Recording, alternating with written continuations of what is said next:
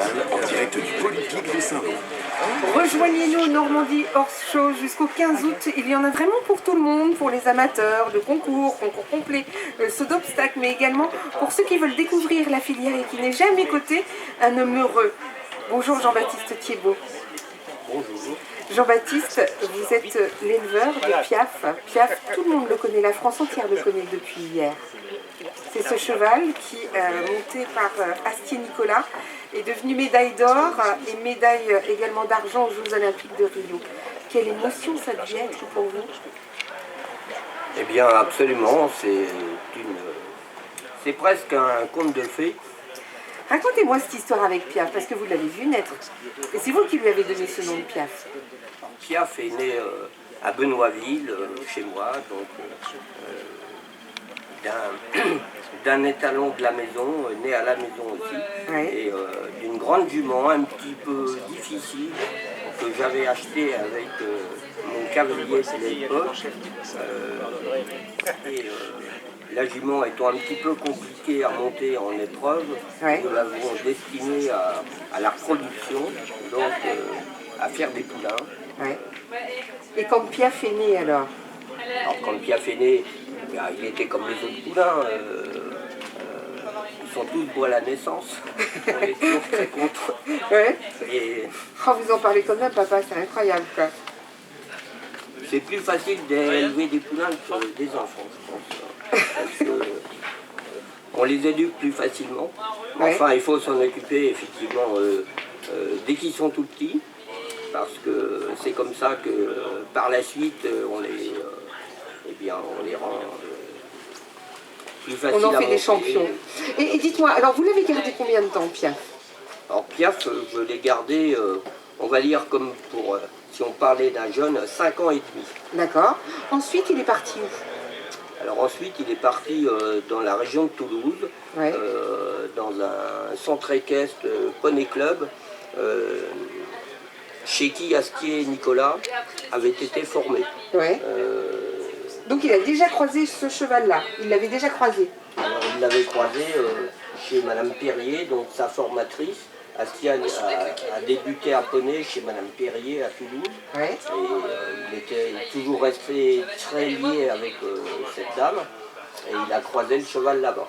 Mais en fait, le cheval était monté par un autre jeune cavalier, ami d'Astier. Mais Astier, ça n'était pas son cheval. Et alors comment ils se sont rencontrés? À quel moment ils se sont rencontrés ces deux? Parce que c'est un duo, hein, le cheval et l'homme. C'est vraiment un duo. En fait, moi, le cheval, je l'avais prêté à la famille de l'ami d'Astier en remplacement d'un cheval que je leur avais vendu et qui avait eu un incident de santé. Donc l'autre cheval étant malade, le jeune cavalier désirait continuer à monter à cheval et Madame Perrier, qui avait remarqué Piaf chez moi en venant acheter le cheval précédent, qui s'appelait d'ailleurs Hors de Bnéville, m'avait rappelé en me disant oh, il faudrait vraiment que Piaf vous me le confiez, on va le dresser, on va s'en occuper. Et ça s'est fait comme ça. Alors ça s'est fait comme ça, sauf que le premier cavalier a arrêté de monter à cheval. Et là, Astier a pu me... comment dire, il ne voulait pas... ils étaient très amis tous les deux, donc il ne voulait pas, j'allais dire, prendre la place de...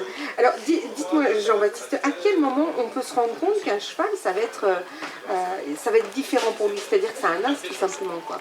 Est-ce qu'on s'en rend compte ou est-ce que c'est à l'intuition? Est-ce que c'est au pif? Est-ce que c'est à la chance? Est-ce qu'il y a tout ça? Parce qu'on peut être très beau physiquement et puis rien donner. Bon, alors, il y a un peu de tout ça, mais au pif, non. Au pif, c'est vraiment n'importe quoi. La chance rentre un tout petit peu en ligne de compte. Là, je vais dire que dans cette histoire-là, la malchance aurait été que le premier cavalier garde le cheval. Parce que le cheval serait resté un gentil cheval dans la région toulousaine et on n'aurait jamais entendu parler de lui. La chance a été qu'Astier le repère et vienne chez moi l'essayer quand le cheval est revenu chez moi. Et puis ça fait un couple formidable. Après, jeune, on peut quand même détecter les... Moi, Piaf, dès le départ, dans ma tête, je m'étais dit c'est vraiment un cheval fait pour la discipline du complet. Il était très beau, il avait de très belles allures. Ouais. Ben, parce qu'en complet, il y a une épreuve de dressage, un cross. Donc le dressage, il faut que le cheval soit quand même assez beau, développe un beau trot, une amplitude au pas, un beau galop.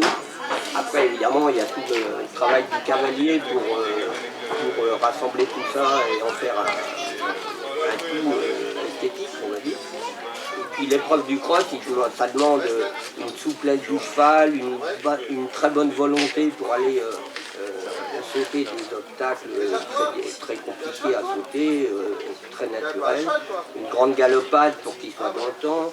Enfin, une résistance physique. C'est un cheval exceptionnel en fait.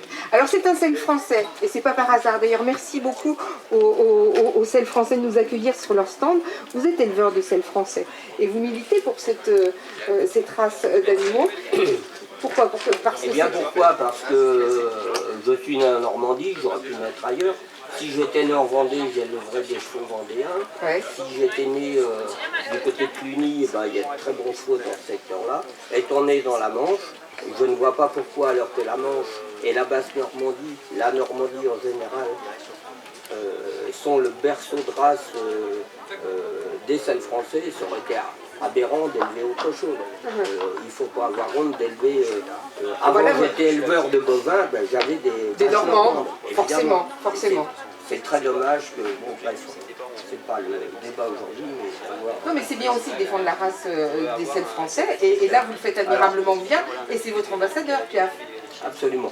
Donc Piaf est d'origine, on va dire, anglo-normande, qui est devenu le sel français en 58, bon, c'est très vieux. Néanmoins, moi, j'ai pas l'esprit fermé, hein, je fais des croisements avec d'autres studbooks, mais... Avec d'autres quoi? Avec d'autres studbooks, d'autres races de chevaux de sport. D'accord. Mais on s'aperçoit que revenir aux origines, c'est pas toujours... c'est tout à fait bien parce qu'on n'a pas à avoir honte de nos chevaux par rapport à nos concurrents étrangers. En tout cas, on va entendre parler de vous à mon avis. Vous n'avez pas fini de donner des interviews. Juste une question. On a vu la médaille d'or pour Astier Nicolas. Le cheval, il récupère quoi quand il est champion olympique? Il a une petite médaille, il a un petit... je pense que le cheval, il est quand même très chouchouté par son cavalier, par sa groom, par son entourage. Et puis là, on est sûr qu'il aura gagné une très belle retraite. Il n'y est pas encore, il a certainement encore 3 ou 4 ans devant lui, et après, il va avoir une belle retraite. Il y a de la place éventuellement en maison de retraite à Benoîtville? Alors, peut-être.